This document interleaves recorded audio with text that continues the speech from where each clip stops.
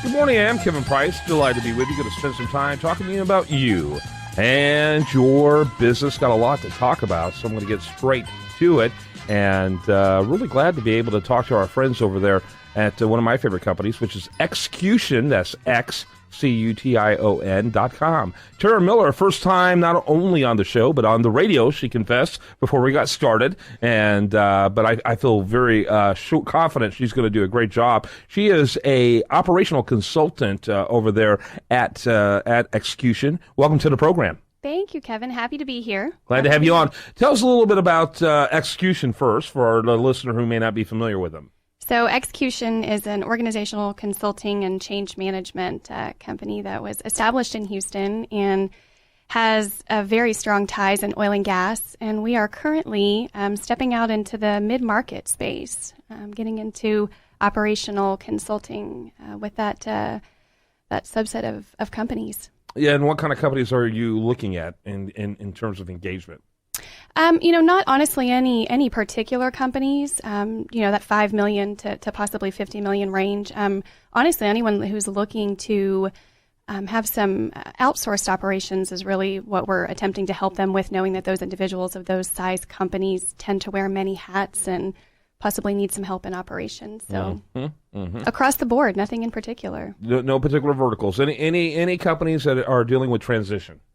Exactly. Yeah, which is just about every company. Absolutely. I think change is everywhere, and it's evident in all areas of business. But like I said, these guys tend to have maybe CFOs or CEOs that wear multiple hats and need some help in operations. So we come in and attempt to take a structured look at their people, processes, and systems and find out where we can help them be more efficient, improve gross margin, and stuff like that for them. Talk a little bit about what you specifically do. So I specifically go into companies, and it's really just an initial conversation, asking a ton of questions and trying to understand what they really need and where we can provide some benefit.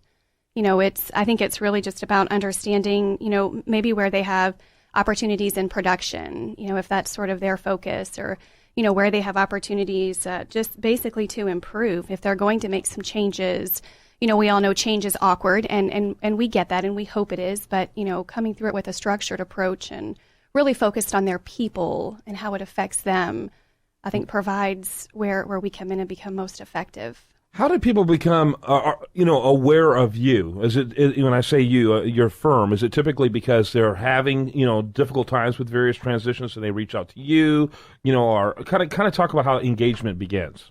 So I think a lot of it for us is comes back to Jane Henry, the CEO of the company. She is well known, just in all types of industries. She's a part of the WBEA and HMSDC and just a lot of different areas that she's got some great ties with, chambers of commerce, and people reach out to her.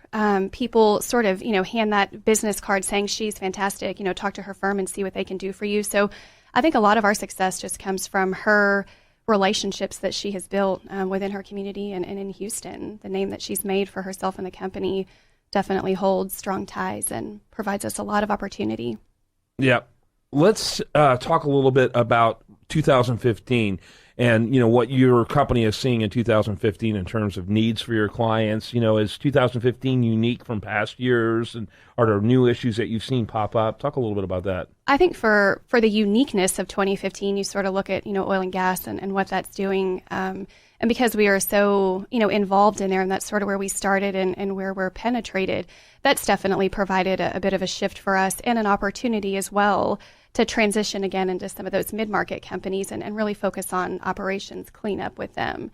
So I think that's been an outside factor that maybe wasn't not expected, but that we just had the opportunity to pivot and try something different. Yeah, very good. So talk about the interest in mid-market. Does that have to do a lot with what's happening systemically with the large companies that you would normally work with, which are in the oil and gas industry? And it's like, we ought to look at some other companies as well, simply because, it seems like so many, even, almost all of the mega oil and gas companies are in ostrich mode right now. It's like Yeah. they're sticking their heads in the sand, Right. and all they're interested in doing is cutting rather than innovating and that type of thing. Is that part of it, or kind of give us a view of that landscape? Yeah, you know, I mean, I think that is part of it. I think that was maybe the initial driver is, again, just that shift in oil and gas and what that's doing, and you know, companies laying off and doing those kinds of things. But I think it's also just being a part, again, how well connected Jane is, and that's what she hears.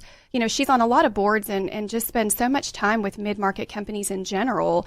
Again, the committees that she's a part of, that's what the feedback she's receiving from these companies is, we need help in operations. You know, we need help in cleaning up some of this stuff that we maybe don't have time to focus on, or we're not giving it our full energy. So it's kind of, you know, halfway being accomplished, and we're not seeing the results that we're looking for. So, you know, Jane is just very good at keeping her ears and eyes open to opportunities, and feels like it's the right time to enter that space.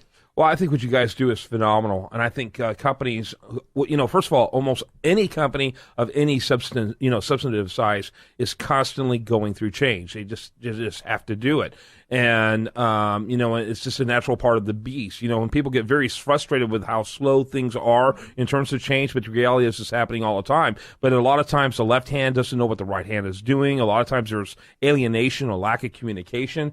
And you need real organized, culture-sensitive change agents, which is exactly what I think execution provides. Absolutely. And I like that you said structured. Maybe, you know, change management sometimes feels a little soft, but, you know, our approach is really to go in and take maybe those unaware folks, make them aware, have them understand, get them to believe, and then put them into action. And having change leaders inside the company who speak positively towards the changes that that company is going to endure and go through is such a key part. You know, communication, you got to have it, and it's got to be the right communication in the right area to really get the results that you're looking for. You got to grab the bull by the horns. Absolutely. And unfortunately, there's almost kind of like a victim mentality that happens in businesses and organizations of woe is us, and look what they're doing to us. They don't know how to get buy-in, and you know, you guys specialize in getting all of that. Well, and we like to say that there's that little valley of despair when you go through change, and our mission is to shorten the depth and the duration that people stay in that. You know, if we can get them, you're going to go through it because, again, change is awkward. You hope that there's that piece to it.